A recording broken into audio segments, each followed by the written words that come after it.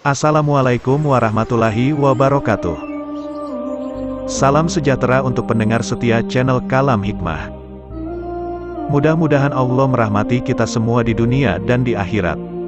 Amin, amin, amin, ya Rabbal Alamin. Kali ini akan dibacakan sebuah kisah tentang karomah Sunan Kalijaga. Namun sebelum lanjut, saya ingatkan kepada saudara-saudara untuk terus mendukung channel ini dengan cara menekan tombol subscribe, like, dan komen. Serta bagikan juga video ini kepada sanak saudara-saudara. Karena setiap ilmu yang Anda bagikan akan sangat bermanfaat bagi saudara-saudara. Dan insya Allah akan menjadi amal jariah untuk kita semua. Dalam babat Tanah Jawi diceritakan beberapa karomah Sunan Kalijaga. Terdapat kisah Sunan Kalijaga dan Ki Pandan Arang. Alkisah, Ki Pandan Arang Adipati di Semarang sangat menderita karena putri kesayangan yang cantik jelita menderita sakit lumpuh. Segala ikhtiar telah dilakukan, malangnya semua usaha beliau gagal dan tidak ada kemajuan. Putrinya tetap lumpuh. Sehingga beliau mempunyai nazar, barang siapa dapat menyembuhkan putrinya akan diambil sebagai menantunya. Pada suatu hari Sunan Kalijaga memberitahu bahwa di Gunung Gede ada orang yang pandai bernama Ranawijaya berasal dari Majapahit. Atas permintaan Ki Pandan Arang Ranawijaya datang ke Kadipaten.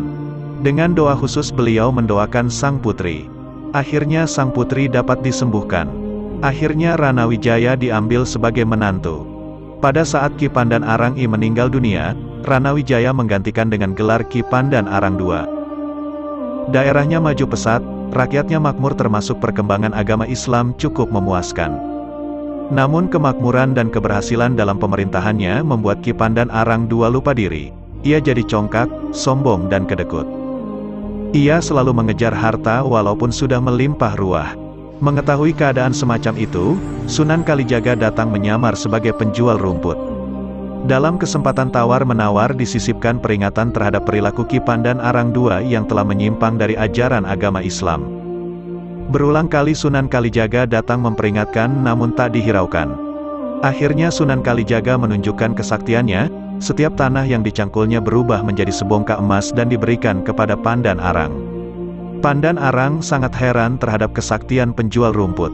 Setelah diketahui bahwa penjual rumput itu Sunan Kalijaga, maka bersujud dan bertaubat. Pandan Arang melepaskan kedudukannya sebagai adipati ingin berguru kepada Sunan Kalijaga. Sunan Kalijaga menyanggupi mengajarkan ilmu di Gunung Jabalkat dengan syarat perjalanan yang ditempuh tidak boleh membawa harta bendanya. Setelah bulat tekadnya, Pandan Arang bersama istrinya meninggalkan Semarang menuju Gunung Jabalkat. Ada juga cerita yang lain.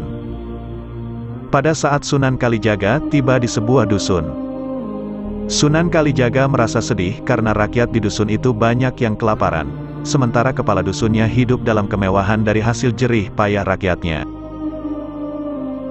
Kemudian Sunan Kalijaga melihat seorang miskin datang ke kepala dusun. Dia minta dipinjami beras seliter untuk makan anaknya yang belum makan. Namun semuanya tidak didengar kepala dusun, malahan dia berkata, bahwa karung-karung miliknya itu berisi pasir, bukan beras. Mendengar kebohongan itu, Sunan Kalijaga lalu berdoa kepada Allah agar mengubah semua beras dalam karung itu menjadi pasir.